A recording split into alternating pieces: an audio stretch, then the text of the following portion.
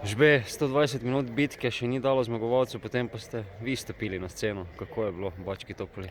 Ja, zelo težka tekma, visoke temperature, igrišče ni bilo na nivoju, zato je bilo zelo težko za nas. Zato ker imamo radi, da igramo po tleh hitro, kombinatorno, ampak mislim, da smo danes pokazali karakter vsi skupaj. Igrali smo kot ekipa, nismo si pustili, tako da res prigarana zmaga.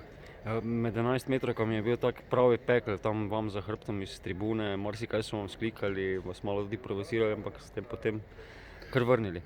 Ne, jaz mislim, da po oni tekmi Fenerbahče v gosteh, ko sem prišel na ogrevanje, ko celi štadion žvižgal, mislim, da po tisti tekmi mi nič ne more priti do živega.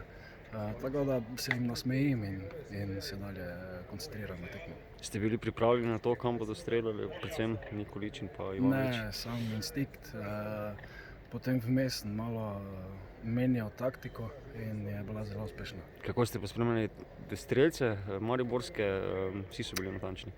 Nisem spremljal, ne gledam vraževerje.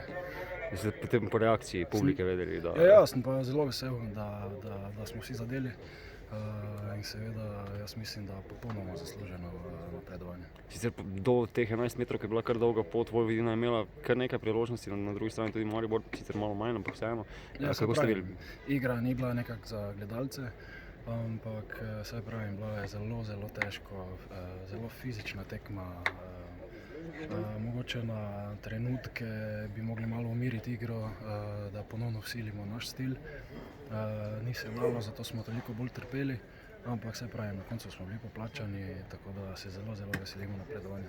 Kako pa je bila ta, recimo, rečemo menjava na klopi, ki se je zgodila po tisti izključitvi trenerja, verjetno malo drugačni napotki kot sicer? Pa ne, jaz mislim, da so bili skozi na vezi, da je trener bil skozi na vezi s klopjo. Nekako nismo čutili na igrišču, tako da ja, mi smo dalje igrali oziroma se fokusirali na igro, nismo gledali, kaj se dogaja izven igrišča. Zgodilo se pa na tej tekmi praktično vse, že v prvem polčasu.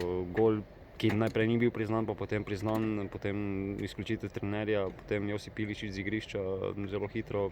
Kako ste vse to doživljali? Nič več ni važno, da smo prišli naprej, zaradi tega sem zelo vesel. Se je pa švedski Djurgården malo načakal, da je dobil nasprotnika, ker ste vi igrali podaljške. Že veste kaj o tej ekipi, kaj vas čaka v četrtem krogu? Jaz osebno še nič. Veste kaj več o Radomljah, ki vas čaka v nedeljo? Ja, dobra ekipa. Super, hvala.